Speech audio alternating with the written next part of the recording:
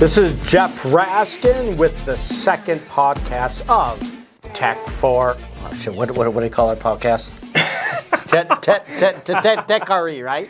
Jeff Raskin here for our second edition of our podcast for Tech 4. We're here to talk about AI, ChatGPT, and other things that we need in real estate. I'm here with my co-host, Jake Young. Can you even see me right now? I know, this is crazy. Are you ready for this? I just got this the other day. The coolest thing ever, because I can actually see you. I can see what's going on, but now I can also see everything and literally move things around. My computer, I got Facebook, I got MLS up here. This is the most incredible thing. You got to go try these. For those of you who are listening to this and not watching the video edition, Jeff is not smoking crack. He is using the MetaQuest virtual reality headset that he just got in the mail. So now he's acting like a 12-year-old because he thinks it's the coolest thing in the world. It is the coolest thing in the world, by the way. I'm addicted to this, and it's not crack. I'm addicted to this right here. So the only downside is Jeff has not yet experienced the Apple Vision Pros. Neither have I, but from what I've heard, it's pretty much the exact same thing, but it's made by Apple instead of being made by Facebook. And it's a lot cheaper. Yes, to be fair, this headset that Jeff has right here is about $500. The Apple Vision Pros are about, 5 times that at $2,500. So pick and choose your poison. But anyways, that's not what we're here to talk about today. We're here to talk about artificial intelligence, as well as what artificial intelligence is going to do in the real estate industry. So Jeff, I understand you have a whole gob of questions that you're looking to get answered, and I'd love to hear what they are. I do. I have a lot of questions for you. So first thing is, how do you think over just the last year or two has AI, artificial intelligence, machine learning, and ChatGPT changed our world? We'll get into specifically the real estate industry, but just our world in general, because a lot has changed. Okay, so I loved the question that you were just asking a minute ago about ChatGPT, machine learning, and the whole process of how exactly artificial intelligence works and how it becomes a thing. So machine learning, just want to touch on that real quick. Machine learning, to the point of what Jeff was bringing up, is it's part of the training process for artificial intelligence to learn how to do stuff. There's kind of two major steps that a computer or a robot would have to go through to learn how to perform its task. And that would be supervised human learning and machine learning. In the process of doing supervised human learning, say for example, a robot is working in an apple factory, not necessarily making apples, but packaging them. A human would provide a batch of good apples and a batch of bad apples and train the computer to essentially take all the good apples and package them up inside of a box and discard or put all the bad apples elsewhere. And then once the human gets done supervising the training on the artificial intelligence, the robot, then the machine can take over and do its own learning. And usually when a machine is learning learning how to do this stuff for itself, there's usually some sort of a reward system that has to come into play. So the machine gets rewarded somehow mentally for doing the right thing. Now, with that being said, ChatGPT, what this thing is it's kind of a form of narrow artificial intelligence where it's really only capable of doing one specific task. Something like narrow artificial intelligence could include something like a spam filter for your email, a filter for your phone that filters out spam likely callers. We all get those every single day. It has one job that is built for doing, which is what ChatGPT is. Now, with that being said, ChatGPT and most of the artificial intelligence types that we're working with that are available to the general public right here and right now is a form of generative artificial intelligence. Now, generative artificial intelligence is not really capable of thinking for itself. what it is 100% capable of doing is using our prompts to think of answers or results or things like that. Really what generative AI is built for doing is for generating responses and generating information faster than myself or Jeff or anybody else could think of an answer to something. So really it's just meant to be there to speed up the process, whether we're generating a script for doing phone calls or generating an email, generating a letter, or even using something like the DALL-E system to generate an image or a video quicker than what I could generate just hand drawing or doing something like that myself. It's there to be a tool that's used to make things quicker. So don't know if that answered your question, but if not, then feel free to expand. It does. Although the thing that's interesting about it is that I believe that generative part of it, I think that's going to be going away in the future. I think, honestly, it will be thinking for itself where it doesn't even need that prompt. And, Yes. and that's why when you get into the Skynet of Terminator and things like that, I truly believe that could be our future, which is a little bit scary. Yes, or the Meta Quest over here. Or the Meta Quest 100%. over here, which is just as scary. You need to think about the very unfortunate thing that happened in Las Vegas with the bomb going off. They've already said that they went through the guy's phone and he actually used ChatGPT to determine how, where, and all that other good stuff to set off that bomb. Oh, wow. Yeah. That's a little bit scary. Now, the thing about ChatGPT, the way that it's set up is it's not supposed to be able to give you responses on how to do stuff like that. However, there is kind of a glitch in the matrix with ChatGPT where, say, for example, I went to ChatGPT and I said, hey, tell me how to blow up a building. It's going to say, well, don't do that. I'm not going to give you instructions on it. But if you go to ChatGPT and word it a little bit differently, and say, teach me how to make sure that a building doesn't get blown up, it'll give you an answer on how to make sure it doesn't get blown up, but also by the same token, it's instructions on how to blow up a building. By the way, full disclosure here, we're not telling you how to be the Unabomber. I just want to remind you of that 100%. one. Yeah, so. Nor are we telling you to go and blow up a building either. Correct. Don't do that. That would not be a very wise thing to do at all. Don't do that. So, anyways, rolling into, what was your next question that you had for me? So let's talk about all the things that you just mentioned, artificial intelligence, ChatGPT, when it comes to real estate. So get real specific here and how we have been using it and how we can be using it for the future. So that's a great question. In my personal opinion, I really do think artificial intelligence in the real estate industry is still like very, very young. If you imagine like a kid that's maybe 2 or 3 years old, which actually is about as old as ChatGPT is now, it's still very much in its infancy. It still has to grow into its shoes, which in my opinion is very, very scary given the fact that it's already capable of doing so much, especially the current version of ChatGPT, which is 4.0. It's super, super capable of doing stuff. Right now, we can use ChatGPT to do things like give us listing descriptions, generate some scripts for phone calls. We can use it to create our social media post captions. We can use it to create event descriptions for open houses that go into Facebook. There's so much that we can do with just ChatGPT, and that's where it's currently sitting right now and what we're currently using it for. Now, the second part of your question was, where do you think that it's going down the road? So there's already a lot of pieces of software out there that are using some sort of a GPT system, or pieces of software out there that are just using artificial intelligence as a whole that are crazy for what they're capable of doing. And a website that I recommend, we talk about it in our ChatGPT courses. I also mention it in all of the AI courses that we have. There's a website that you can go to called futurepedia.io. It's basically the Wikipedia of all things artificial intelligence. And some of the different pieces of AI that I showcase in there are real estate specific. One of them that I love is a website called reimaginehome.ai.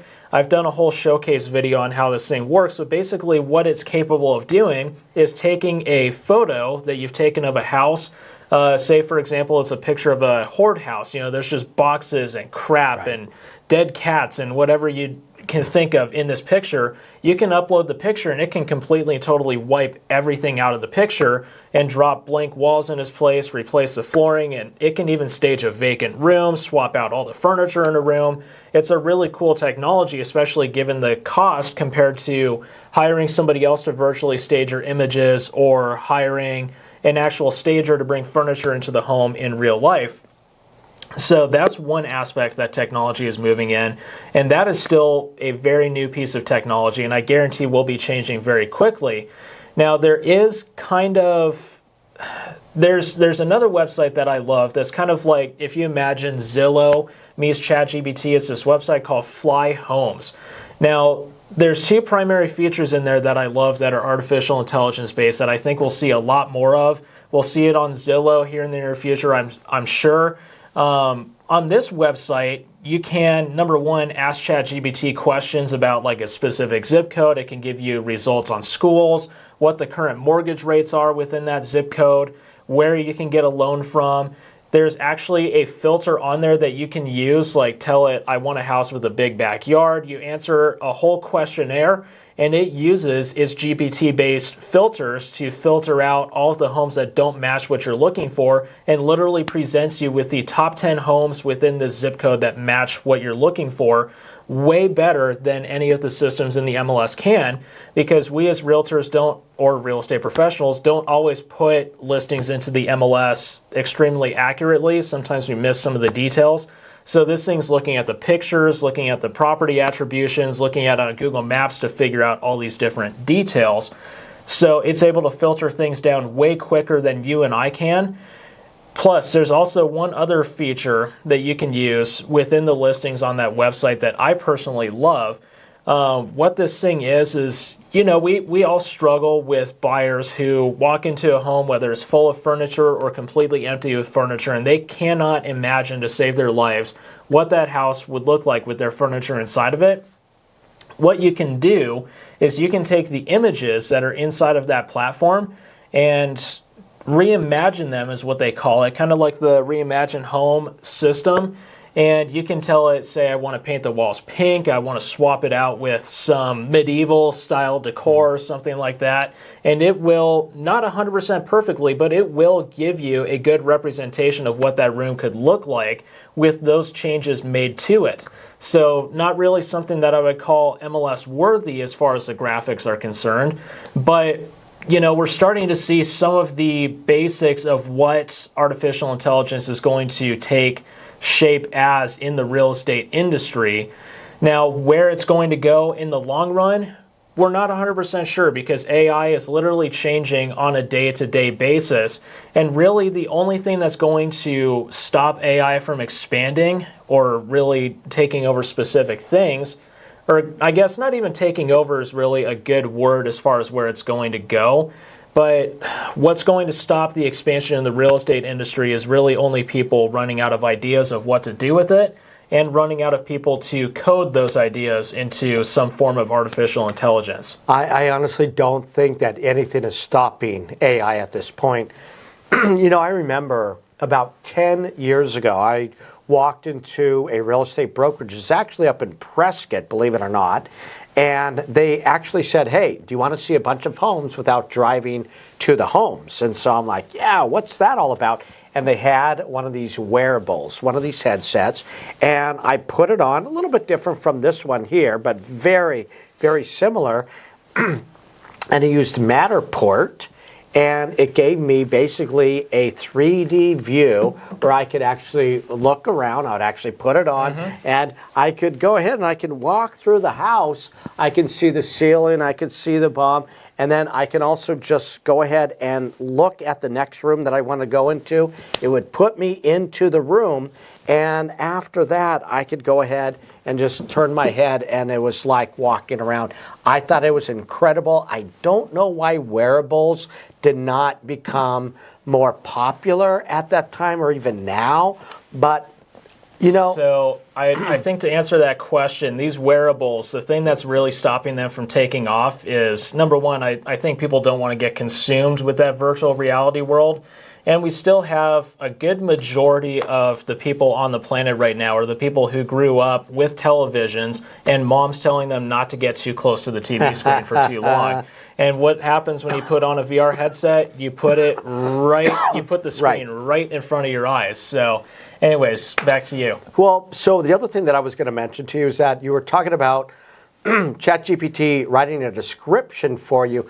You don't have to do that anymore. So RPR already has it built in.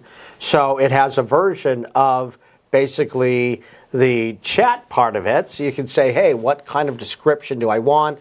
It will give you a social media description of basically a listing, or if you're representing a buyer, anything there.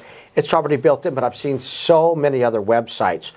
Flex MLS does not have it built in right now, but I've seen other MLSs.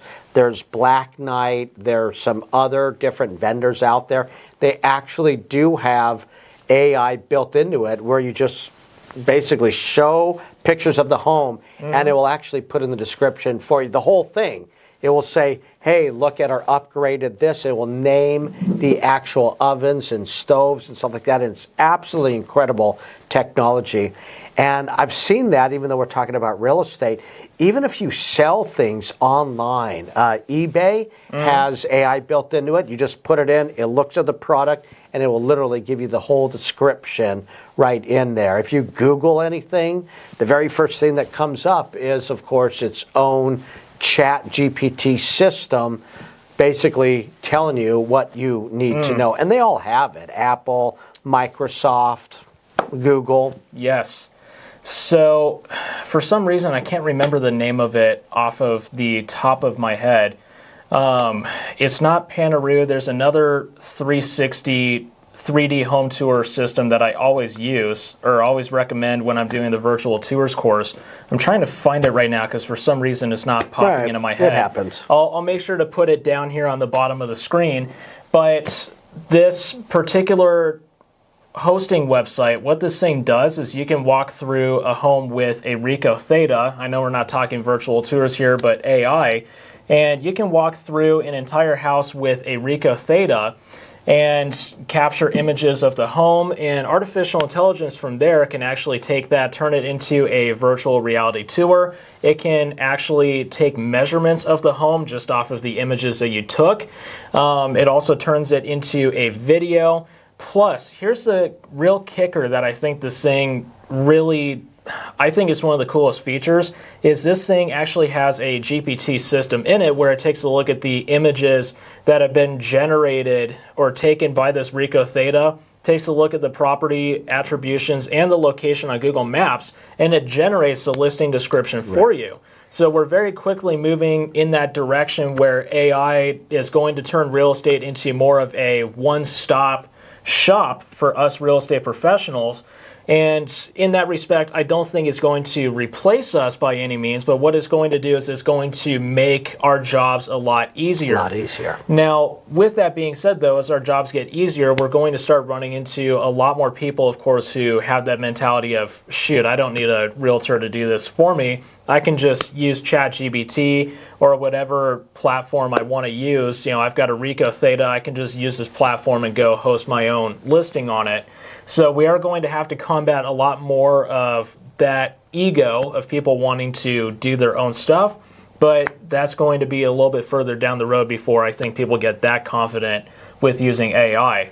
So to be fair, most of the general public is still pretty scared of AI as it stands now. I think they're scared of AI. And by the way, just to go back to your statement, remember, everybody thinks that they can do real estate, right? Yes. And I mean, but look at the FSBOs out there. How many of them sell at the price that we could have got for them? A whole different podcast at a different time.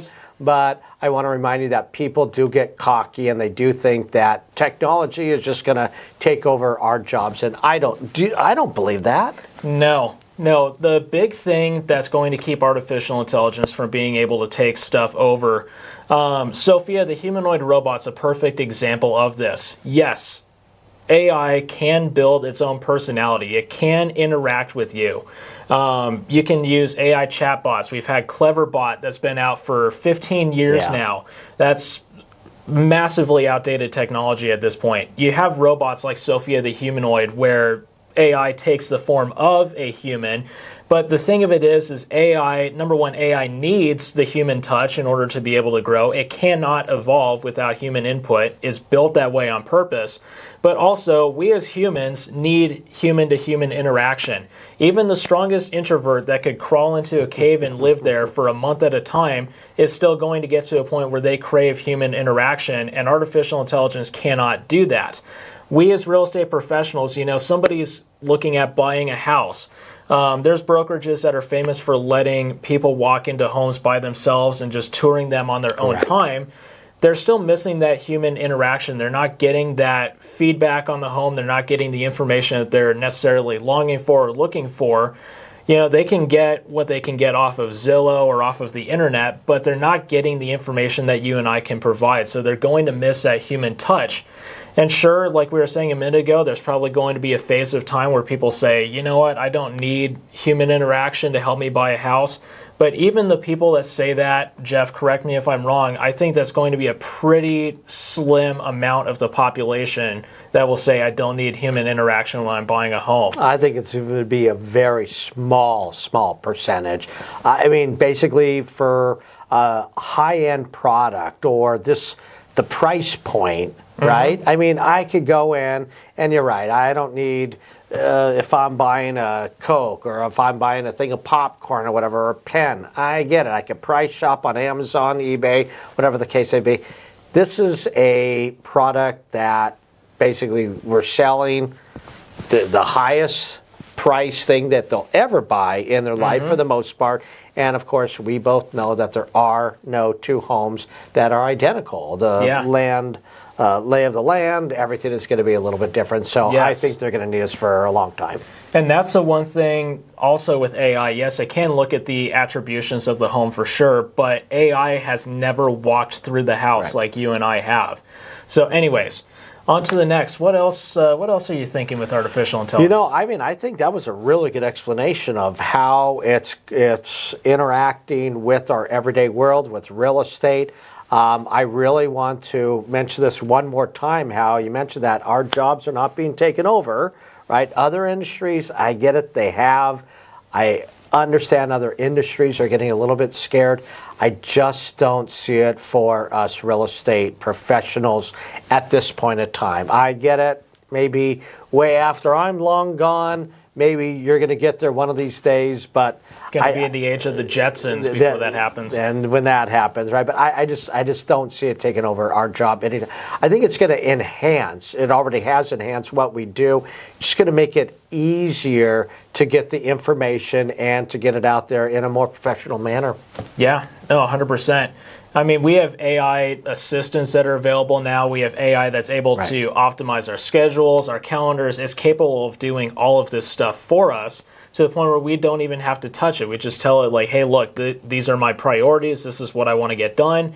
Fit this on my calendar wherever it best goes. So it's not just the real estate industry that's not the real estate industry that's benefiting from this, but all industries are. So you've asked me this, but where exactly do you think artificial intelligence is going in the real estate industry, and how do you see it evolving?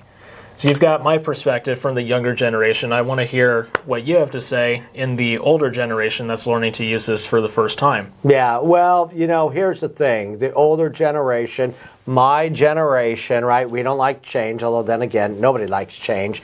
But I think people have really used this and are starting to use this, not quite be as scared. I think a lot of people were scared about it taking over their job. But now that we've established it's not taking over our job, people still need human interaction for, once again, the most expensive thing they'll ever buy in their lifetime. And once again, AI is not walking through these homes. We are. We know what we're talking about. I think we're going to be able to negotiate better than AI right now. In the future, might be a little bit different, but I think right now, I still think that we definitely have a jump on artificial intelligence, personally. I'd be scared if AI was writing my contracts. That would be very scary, although you know that they do have that, right? Yeah. I will say one thing about AI, though, that you guys have to watch out for, especially in the real estate world. AI, number one, does not go very deep with the answers that it gives out. It is very, very shallow in the responses that it gives to anybody at any given time. So be aware of that. But I've also tested ChatGPT out. I've used it in components, like if I need to get through writing something really quickly for a class, it's a great tool to use.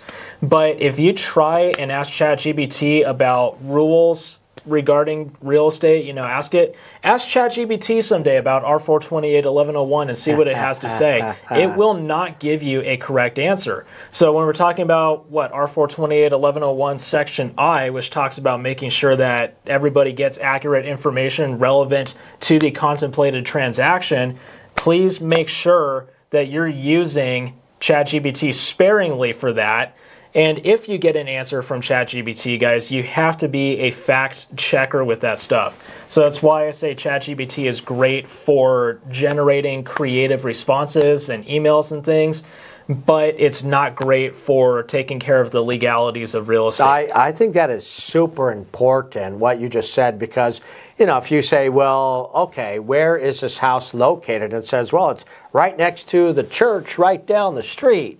Well, Yeah. It's not going to take fair housing into the description, and so we're going to have to now teach it to say, hey, by the way, 9 protected classes, 7 from HUD, 2 from NAR. It's going to go, what's NAR? So in other words, we're going to have to teach it.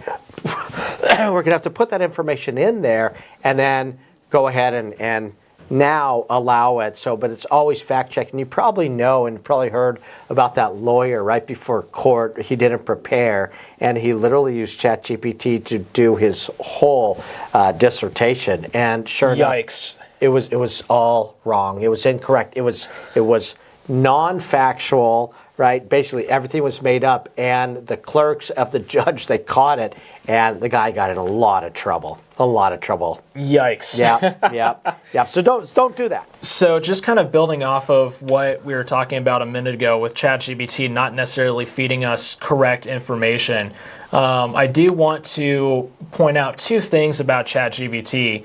Is that, number one, it's very, very easy to take a look at ChatGPT or anything that's been written by ChatGPT and figure out that it's been written by ChatGPT. For example, if you're asking it to write you an email, you're always going to want to change the intro to it, because every single time it writes an email, it will say, hi, hopefully this email finds you well, or something along those lines. It's always the exact same thing. So make sure, well, that's where having a brand voice comes in handy. We'll talk about that at a different time.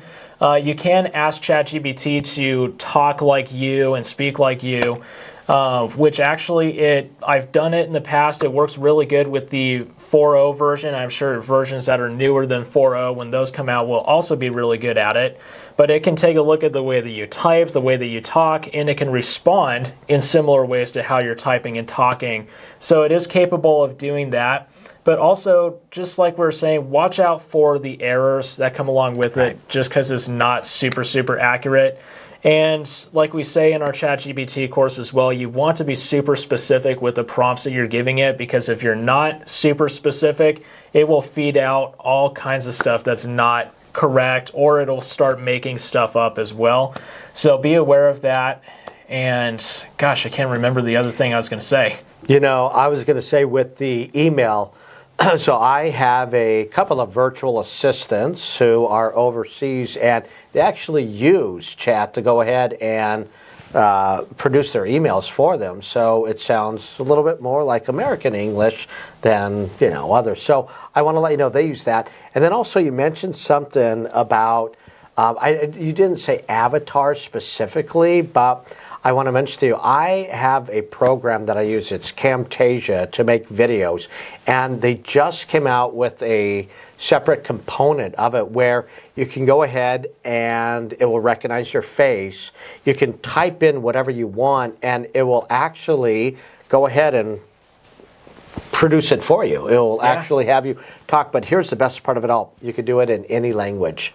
So another one, maybe not any language, but there was like 50 different languages on there. So in other words, I can say, hey, here's my speech, and go ahead and say it in Chinese. And literally, it will have your face, the facial expressions obviously will change according, but you can do it in Chinese, and I don't know how perfectly accurate it's going to be translated from English. I don't know into Chinese, so I can't tell you. So I wouldn't be able to tell you either. But it was pretty incredible. I mean, when I went through their seminar just a couple of weeks ago, I mean, people were like, "Wow, this is pretty mind blowing."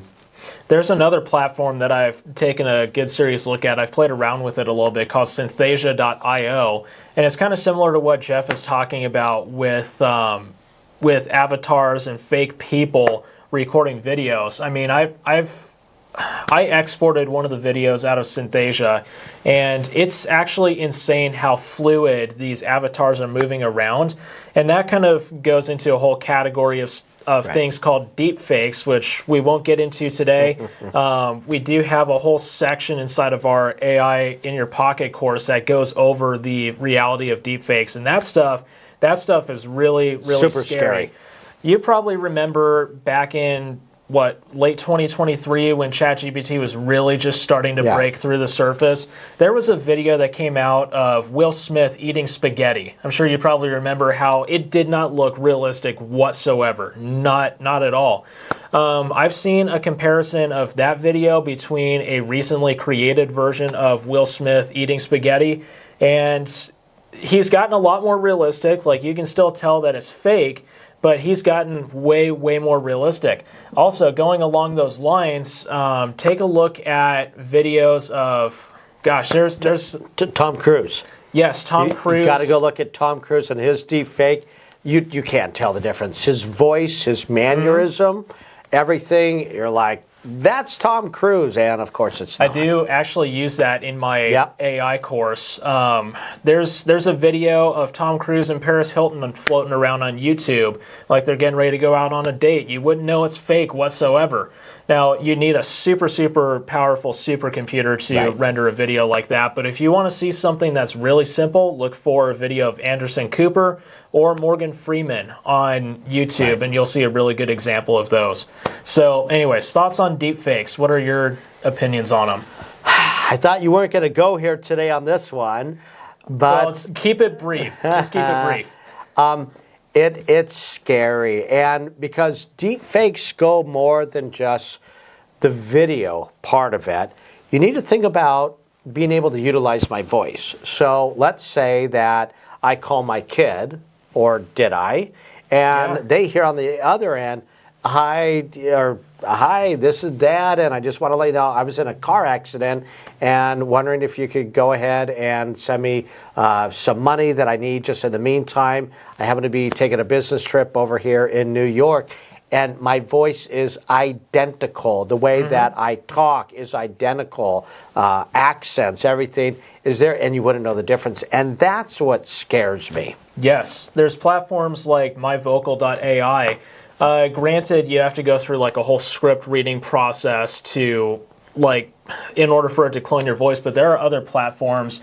Like, actually, let me use this example. I'm not going in super deep on this, but probably about 2 years ago or so, the pastor at my church took off to go on vacation. He usually takes a 2-month break every year, and we had a guest in his place, and they decided to use some AI platform, I'm not sure which one it is, and they had it listen to like 250 hours worth of my pastor talking, and they recorded it like it was a pre-recorded voicemail for our guest pastor in his place, and you would never have known, aside from the fact that it was talking like he doesn't usually talk, language-wise, that it wasn't him.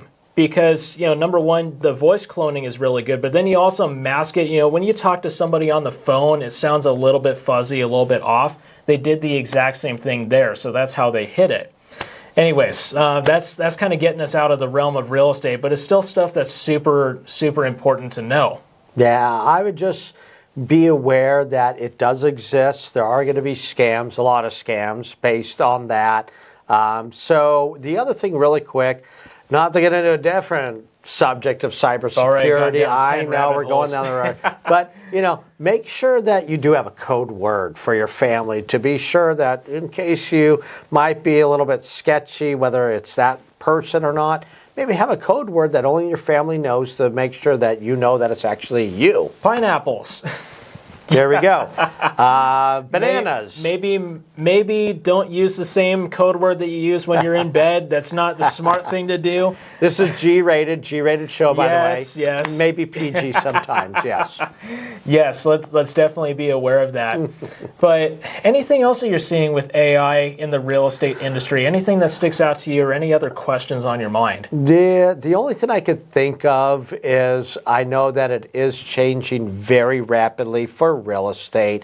Of course, fintech, of course, everything that is the billions of dollars that is being thrown into real estate technology is out there because they know that it is, well, they feel that it's an untapped market that is worth, well, it is trillions of dollars. So Yeah. I know that they're throwing a lot of money into this. So I think we're going to see a lot more changes in not only this year, 2025, but in the coming years. Yeah, and that's the part that scares the ever-living daylights out of me, the more and more that we think about it. Right. But with that being said, guys, that's where we're going to leave you with episode 2 of the Tech 4 podcast. Thank you guys for joining us. It's been so good having you here. Hopefully you guys got some really good artificial intelligence information out of this stuff. And Jeff has given the official endorsement of the Meta Quest. So with that being said, guys, we will see you. So fun.